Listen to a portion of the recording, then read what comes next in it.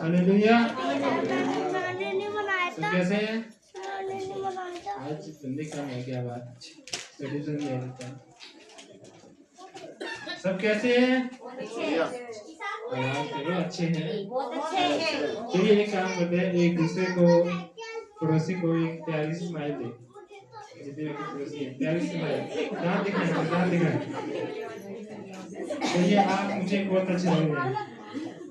कहिए कहिए कहिए पड़ोसी को कि आप मुझे बहुत अच्छे लग रहे हैं। कहिए हमेशा इस क्लास में उपस्थित रहना। ये बोलिए कि आप हमेशा इस क्लास में आइए, हम सीखेंगे। बोलिए। ठीक है, आज बोर्ड पे तो मैं, अच्छा किस किस के पास कॉपी है जो हमने पिछले हफ्ते डिस्ट्रीब्यूट की थी? किस किस के पास है? कोई भी कॉपी किसके पास है? कोई भी लिखने की चीज? पिछले हफ्ते कॉपी दी थी वो कहाँ है? पिछले हफ्ते कॉपी दी थी वो कहाँ है? घर रख के आए हैं। कौन घर रख के आया है? वो कॉपी आपको लिखने के लिए कि आप सीखें और आगे बढ़े। वरना मैच करता हूँ पूरे हफ्ते की, वो क्या फायदा उस चीज का? सिखाने का फायदा क्या है? पिछले बार बोर्ड नहीं था तो आपने कॉपी भी घर रखे है।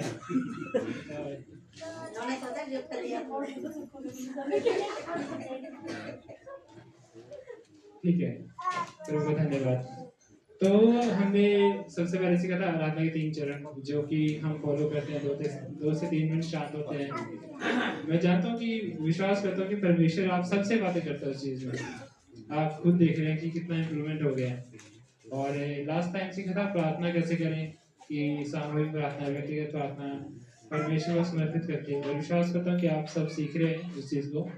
आज हम सीखेंगे बाइबल कैसे पढ़ें।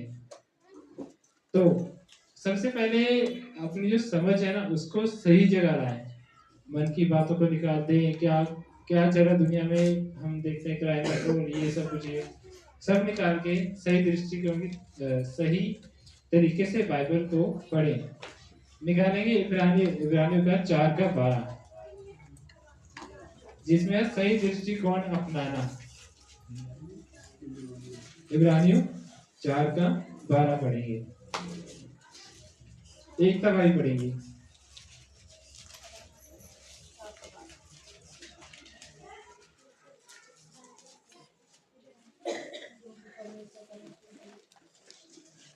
ये आप लिख सकते हैं जिनके पास कॉपी है, रेफरेंस है एक तरह से। हाँ जी पढ़िए। नोट करवा दे, पढ़ अगर बाइबल पढ़ो। क्योंकि परमेश्वर का वचन जीवित और प्रबल और हर एक दो धारी तलवार से भी बहुत चोखा है, और प्राण और आत्मा को और गांठ और गुर्दे को अलग करके आर पार छेदता है। और यहाँ देखिए वचन को कितना महत्व दिया गया है। हम मजाक में लेते हैं, पढ़ेंगे आ जाएंगे, पर यहाँ क्या है? उतारा है यहाँ पे? नहीं उतारा। ठीक है, सबसे पहली जो शुरुआत होती है बाइबल पढ़ने की, प्रार्थना के साथ शुरुआत करें। याकूब 1:5 निकालेंगे और संजम पढ़ेगी।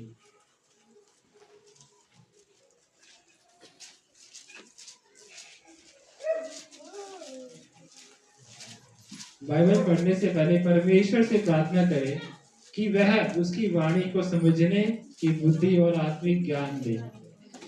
वचन के द्वारा देखते हैं, रेफरेंस है ये, लिख सकते हैं आप, याकूब 1:5।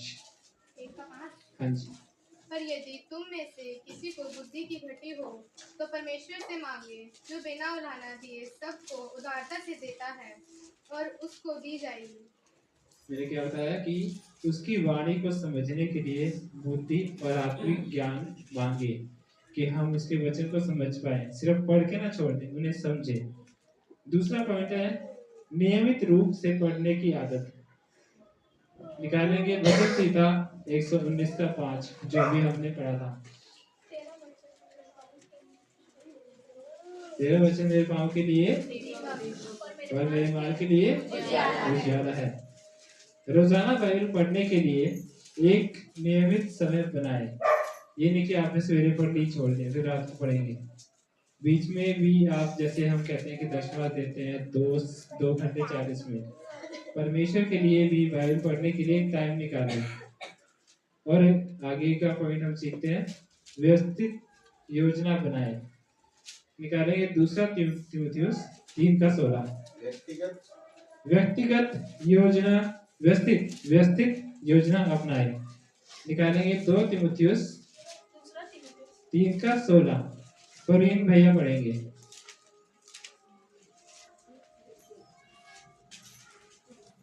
3:16। संपूर्ण पवित्र शास्त्र परमेश्वर की प्रेरणा से रचा गया है और उपदेश और समझाने और सुधारने और धार्मिकता की शिक्षा के लिए लाभदायक है। आमीन। लिखा है बाइबल की किसी योजना के तहत पढ़े। एक साल में पूरी बाइबल पढ़ने की योजना। हमारे पास ना बहुत टाइम होता है, 1 महीने के अंदर आप पूरा नया नियम खत्म कर सकते हैं। मेरे पास सारे जो पॉइंट्स पढ़े हैं कि आप किस तरह खत्म कर सकते हैं, किस तरह पूरे अध्याय सिर्फ 1 महीने के अंदर, और 6 महीने के अंदर आप पूरी बाइबल पढ़ सकते हैं। अगर आप सबको ये चाहिए तो मेरे पास है, मैं आपको दे दूंगा किस तरह कितने अध्याय पढ़ने हैं रोज के रोज। आप 1 महीने के अंदर पूरा नया नियम खत्म कर सकते हैं। दूसरी चीज है, किसी विशेष के लिए, ये इसी पॉइंट में है, योजना बनाने के पॉइंट में, किसी विशेष चीज के लिए विश्वास, प्रेम, उद्धार। विश्वास में स्ट्रॉन्ग होना है, इब्रानी पढ़िए। प्रेम में आपको ऊपर उठना है, कुरिन्थियों पढ़िए। उद्धार में जाना है, यूहन्ना पढ़िए। आपको उसमें ऐसी ऐसी बातें लिखा है परमेश्वर, जैसे ये लिखा है यूहन्ना 3:16, उद्धार पाएगा, कभी निराश ना होगा। उद्धार पाने के लिए ये वाला अध्याय पढ़िए। आगे हम जाते हैं, संदर्भ के साथ पढ़िए, कॉन्टेक्स्ट के साथ पढ़िए। ये मेरे को बड़ा इंटरेस्ट लगता है बोलना, कॉन्टेक्स्ट। निकालेंगे लूका 24:27।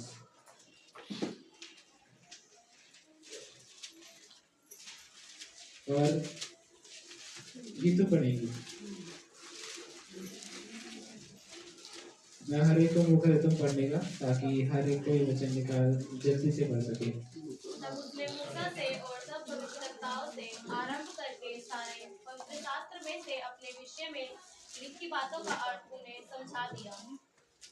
मूसा ने आपके लिए 5 किताबें लिखी हैं, बाइबल की पहली 5 किताबें, जिन्हें कानून, पेंटाटुक, तोरा कहा जाता है।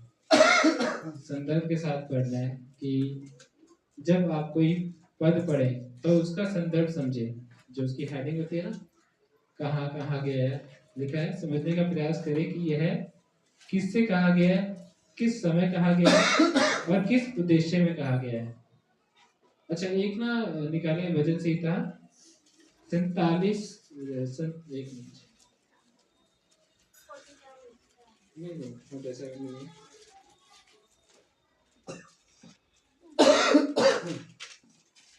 हाँ, वचन संहिता 14:1 सारी का पढ़ेगी।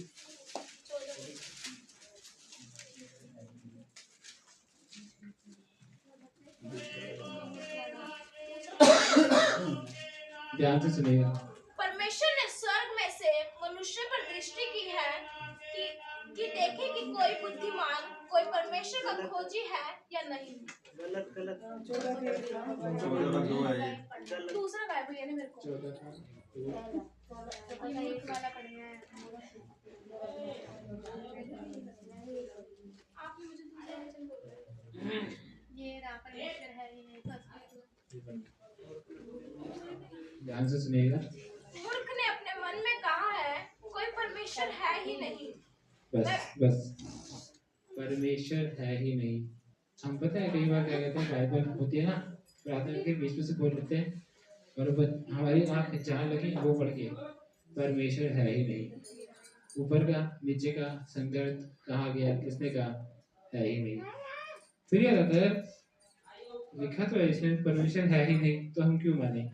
लेकिन उस ऊपर का तो पढ़ो, कौन कहता है, मूर्ख कहते हैं कि परमेश्वर है ही नहीं। ठीक है, आगे हम जाएंगे। दूसरा पॉइंट, 5वां पॉइंट है ये, वचन को मन में संभाल कर रखे। इसमें वचन नहीं निकालेंगे, मैं आपको ऐसा बता देता हूँ। जो वचन आपको प्रेरित करता है उसे याद करें और अपने जीवन में लागू करें। आपके जीवन में किसी के जीवन में कोई वचन काम करता है? किस किस के जीवन में वचन ने काम किया है? किस किस के जीवन में वचन ने काम किया है? सबके करा ना। तो आपकी कॉपी में कहीं पे लिखा है वचन कि ये मेरे जीवन में पूरा हुआ है? लिखा है? नहीं लिखा। मैं वही आपको समझा रहा हूँ कि बाइबल कैसे पढ़नी है। आइए छठा, गहराई से अध्ययन करें। निकालेंगे भजन संहिता 1 का 2 और केशव भाई पढ़ेंगे। परंतु वह तो यहोवा की व्यवस्था से प्रसन्न रहता और उसकी व्यवस्था पर रात दिन ध्यान करता रहता है। रात दिन ध्यान करता रहता है। गहराई से अध्ययन करें कि परमेश्वर का वचन आपसे क्या बात करता है। ध्यान करें, बाइबल को ध्यान से पढ़ें, नोट्स बनाएं और गहरी समझ विकसित करें। कोई भी कहीं बात ना करें, मेरी तरफ ध्यान दें। गहराई से अपने जो आपके साथ जैसे कॉपी है उसके आप प्लीज मेरी बातों पे ध्यान दें। प्लीज मेरी बातों पे ध्यान दें कि मैं यहाँ पे आपको सिखा रहा हूँ। कोई भी इधर बच्चों से बात या बच्चों के साथ खेले ना। तो सबसे जो है गहराई से अध्ययन करने का मतलब है कि बाइबल पढ़ के जो वचन आपको अच्छा लगता है उसको नोट्स बनाएं, उसको अपनी प्रार्थना में यूज करें। किसके साथ? प्रार्थना के साथ उसको वचन को अपनी प्रार्थना में यूज करें, जैसे कि आज हम करते हैं। ओके, 7वां पॉइंट है आत्मिक रूप से पालन करें। निकालेंगे याकूब का 1 का 25 और वंदना भावी पढ़ेंगे।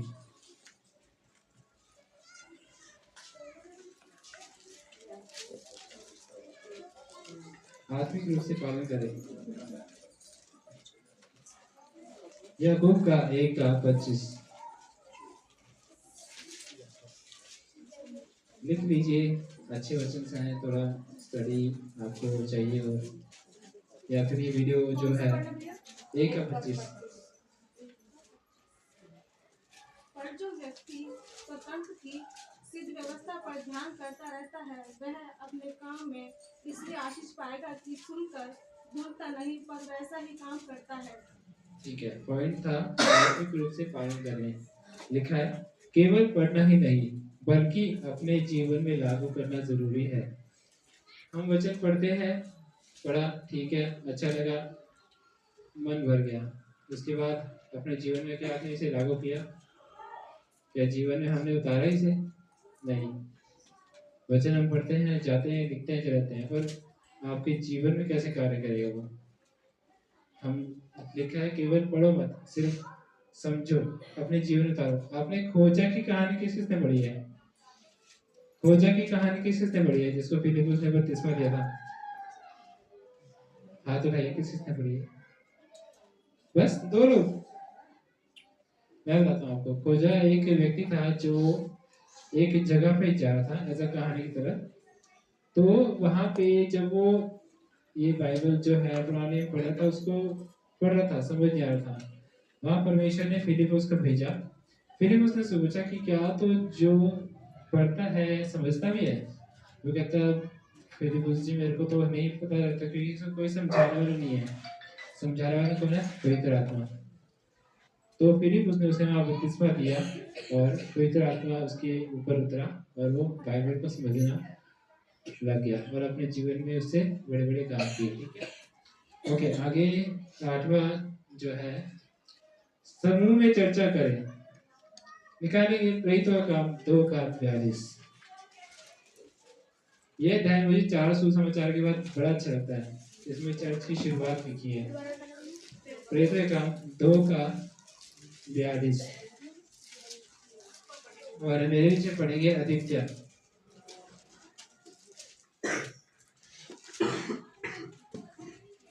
और वे प्रेरितों से शिक्षा पाने और संगति रखने और रोटी तोड़ने और प्रार्थना करने में लोलीन रहे। हालेलुया। इसमें क्या लिखा है? समूह में चर्चा करें। अपने चर्च या बाइबल अध्ययन समूह के साथ मिलकर अध्ययन करें ताकि आप बेहतर समझ सकें। हम हमारे लिए एक मीटिंग होती है, यूथ मीटिंग, शायद आपने वीडियो देखी होगी, कल मैंने डाली थी पर प्राइवेट कर दी है क्योंकि थोड़े रिस्ट्रिक्शन है उसकी वजह से। हम क्या कर रहे थे, यहाँ पे 4 बंदे, 8 कितने बंदे थे, 10 बंदे थे कम से कम, 15 बंदे, 15 बंदे साथ मिल के वचन पढ़ रहे हैं, समझ रहे हैं, आर्यन ने इतना अच्छा प्रचार किया। मैं तो चाहता हूँ कि ये जितने बच्चे हैं ना, छोटे छोटे बच्चे आए नहीं क्या, छोटे बच्चे नहीं, 13 साल तक के बच्चे, जैसे ये है, इसका भाई हो गया है, हाँ यूथ हो गया, 13 साल से ऊपर के बच्चे हमारी हर शुक्रवार को एक यूथ मीटिंग होती है, वहाँ पे आए। और ये जो है ना समूह में चर्चा करना, ये हम चर्चा करते हैं कि बाइबल को और कैसे आगे बढ़ाएं। ये गद्दों की, स्पीकर की, ये सब जो है उसी चर्चा से हमने सीखा है। जब मैं पहले आता था शनिवार को, हम यही चर्चा करते हैं कि चर्च में और क्या कमी है, हम कैसे पूरा करें। इसी तरह बाइबल के भी आप वचनों को चर्चा करके, जो आपके जैसे मैं सुनता हूँ कि आपकी लेडीज मीटिंग होती है, ऑनलाइन मीटिंग होती है, ऑनलाइन में आप सीखते हैं, उस वचन को समझने के लिए आप चर्चा करें कि वचन हमसे क्या कहता है, ताकि आप और समझ सकें। ठीक है, 9वां पॉइंट, 10 पॉइंट है पूरे, ज्यादा समय नहीं लूंगा। पवित्र आत्मा के मार्गदर्शन ले, निकालेंगे यूहन्ना 14:26। और हमारे बीच में पढ़ेगी हमारी पड़ोसी की बेटी देशु।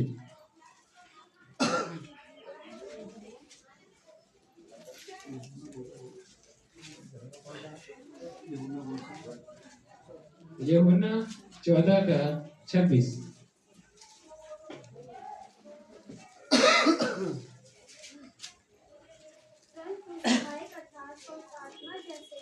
पिता मेरे नाम से भेजेगा, वह तुम्हें सब बातें सिखाएगा। बस, पिता मेरे नाम से भेजेगा, वो तुम्हें सब बातें सिखाएगा। मैंने क्या आपको बताया कि पवित्र आत्मा का मार्गदर्शन ले, पवित्र आत्मा से प्रार्थना करें कि वह आपको बाइबल के वचनों को सही तरह से समझने और पालन करने में मदद करे।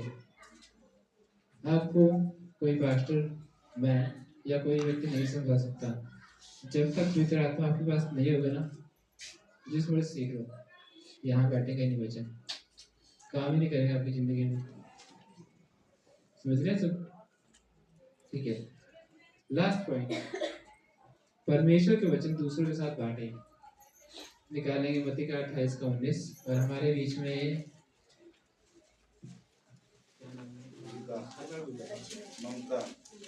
ममता भाई पढ़ेंगे 28:19, मत्ती 28:19। टॉपिक है परमेश्वर का वचन दूसरों के साथ बांटे। जो मैं ये बोल रहा हूँ ना, ये सारे वचन आपको वीडियो में यहाँ पे आएंगे, वीडियो में देख के पढ़ सकते हैं और नोट कर सकते हैं। ठीक है, पढ़िए। इसलिए कि तुम जाओ, सब जातियों के लोगों को चेला बनाओ और उन्हें पिता और पुत्र और पवित्र आत्मा के नाम से बपतिस्मा दो, और उन्हें सब बातों जो मैंने तुम्हें आज्ञा दी है मानना सिखाओ, और देखो मैं जगत के अंत तक सदा तुम्हारे संग हूँ। आमीन। जो आपने वचन सीखा है दूसरों के साथ बांटें। जो कुछ आप सीखे दूसरों के साथ साझा करें। ये इस पॉइंट का डिस्क्रिप्शन है। यानी जो हम सीखते हैं ना, अगर जैसे ये वचन मेरे को लागू करता है, मैं सीख रहा हूँ विदेश, कोई और नहीं सीख रहा चर्च में, तो मैं आपको बता रहा हूँ ताकि आप भी सीखें। लेकिन पास्टर बनने के लिए आपको लाइसेंस चाहिए होगा, डिग्री भी चाहिए होगी, वरना सरकार आपको पढ़ के अंदर डाल देगी। तो इसलिए मैं मेहनत कर रहा हूँ और आपको सिखा रहा हूँ ताकि आप भी बढ़ें। ऐसा नहीं कि पास्टर सिर्फ डिग्री करके ही बनते हैं, लेकिन ज्ञान होना जरूरी है। परमेश्वर एक बंदे को भेजता है जो सब कुछ सिखाए। मेरे पास बहुत से टॉपिक्स हैं, पर मैं जानता हूँ वो काफ़ी लेंथी हो जाएगा, आप लोग समझ नहीं पाएंगे कि बपतिस्मा कैसे देते हैं और कौन बपतिस्मा दे सकता है। तो यही है कि जैसे मैं सीख रहा हूँ आपको सिखाऊँ, वचन मैं पढ़ रहा हूँ, आप भी सीखें, मेरे ज्ञान को लें और आगे बढ़ते जाएं। बाकी एक चीज, बाइबल जब हम पढ़ते हैं ना, एक पहले हमारा जो सिस्टम था, बाइबल ली हमने, प्रार्थना करी, एरिया में प्रार्थना करी और नीचे से बोल दिया और यहाँ नजर पड़ी, हाँ बस खत्म। यही चीज है ना पहले, अब नहीं है क्योंकि हम समझदार हो गए हैं। और एक चीज हो रहा है, हम कोई भी चीज ना परमेश्वर की ऐसे होते हैं, क्या है, कुछ नहीं इसमें, कुछ नहीं करेगा ये जब तक इसको खोलेंगे ना, तब तक जो इसके अंदर पड़ा है वो पढ़ेंगे नहीं, कुछ नहीं कर सकता ये।